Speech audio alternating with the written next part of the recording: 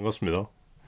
오늘은 미국 대선, 민주당 경선을 대하는 우리나라 소위 전문가들 관점의 협소함에 대해서 한번 말씀드리겠습니다.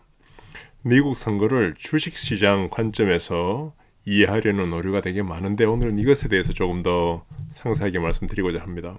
많은 사람들이 미국 대선에 대해서 또 민주당 경선에 대해서 관심을 가집니다. 자, 한편으로는 한국인의 특성이자 한계점으로 지적되는 남의 나라에 대한 관심 부족을 극복한다는 점에서는 긍정적이지만 많은 논의가 미국 대선의 한국 증시 영향에 국한된다는 점, 또 경제적으로 역사상 가장 부유한 나라이고 민주주의의 최고 선진국으로 우리가 알고 있는 미국에서 왜 한국인 시각에서 말도 안 되는 민주사회주의자 데모크래틱 소셜리스트 버니 샌더스가 부상하게 되었을까라는 그 기저의 원인에 대한 분석이나 고민은 없는 상황입니다.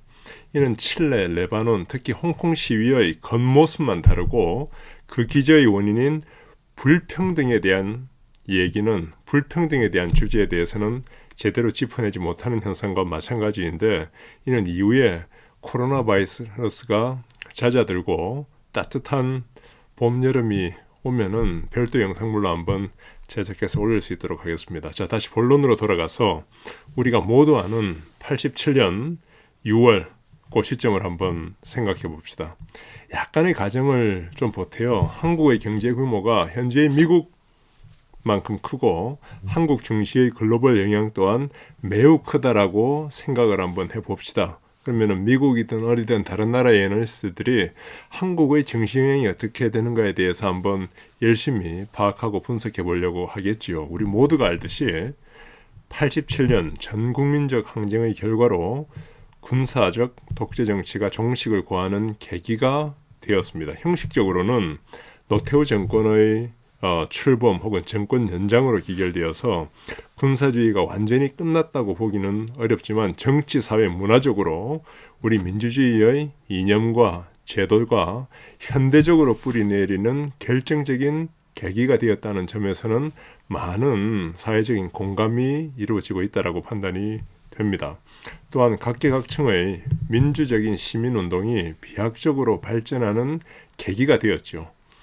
6월 항쟁은 노동자, 학생, 시민, 빈민, 농민 등이 사회 전반에 걸쳐 전 지역적으로 전개한 전국적인 하나의 항쟁이었고, 그 과정은 바로 이렇게 참여한 모든 시민들이 각성하고 조직적 힘을 발휘하는 계기가 되었습니다. 특히 노조를 통해 조직화되어 나타난 6월, 7월, 8월, 9월 이 노동자 대투쟁의 과정은 향후 노동자의 사회적 위상을 급격하게 드높이는 결과를 가져왔고 사회적으로도 주목할 만한 현상이 되었습니다. 미국 현대사를 보면은 민주당도 또 공화당도 60년대 말에는 노동조합의 국민적인 삶과 일자리에 대한 긍정적인 영향력을 인정하지 않을 수 없는 순간이 왔는데, 한국도 그런 인권에 대한 새로운 자각 속에서 실질적이고 제도적인 민주주의로 진입하는 계기가 마련된 것이죠. 하지만 87년을 주식시장의 관점에서 한번 보면 노동권 신장, 사회 혼란, 국론 분열 측면에서는 바람직하지 못했다라는 시각이 있고, 특히 87년 미국 시장 블랙먼데이 효과와 어울려 한국에서도 하반기 힘든 수익률 곡선을 그렸는데, 이 시점에 외국의 한 분석자 혹은 평론 전문가가 한국의 사회 혼란, 주식시장 침체 등을 거론하면서 한국의 민주주의 항거운동에 대해 두한이영이 저렇게 경제와 중시를 잘 발전시켜 왔는데 한국민은 쓸데없이 사계 혼란을 야기해서 주식시장의 질서를 흐트리고 왜 주식시장을 이렇게 내리꽂게 만드는가라는 식의 논평을, 라는 식의 어떤 분석을 한다라면은 우리는 이것을 어떻게 볼 수 있겠습니까? 바람직할까요? 한국민은 두한이영이 정해준 노태우형을 중심으로 단결하는 것이 한국 경제를 위한 선택이고, 기득권 논조, 매체의 논조를 그대로 받아서 사회 혼란을 조장하는 양김씨를 선택하는 것은 한국 경제와 한국 증시의 어떤 성장에 역행하는 것이라고 논평을 하면서 여러 사람들에게 얘기하는 외국기관이나 전문가가 있다면 이 항쟁을 지지했던 다수의 우리 국민들은 이것에 대해서 어떻게 평가를 할 수 있겠습니까? 마찬가지로 미국 대선 민주당 경선에서 버니 샌더스의 등장과 예상을 뛰어넘는 선전은 미국의 정치, 경제, 사회 여러 문제와 이에 대한 정치인, 특히 대선 주자의 솔루션 혹은 제안에 대한 다수 유권자의 공감, 이번 선거의 의미를 결정하는 매우 중요한 하나의 현상인 것이지요. 바이든이 결과적으로 승리한 여러 스테이트, 주에서도 버니 샌더스의 주요 공약, 어젠다, 이슈라고 할 수 있는 전국민 의료 보장, 그리고 웰스텍스 도입을 통한 과세정의 실현, 제도화된 차별을 극복하는 사법정의 실현, 또 환경 문제에 대한 미국의 적극적인 역할, 중년이 넘어서까지 따라다니는 대학 학자금 대출 이슈에 대한 해결 등은 다수 유권자의 공감과 동의를 얻었습니다.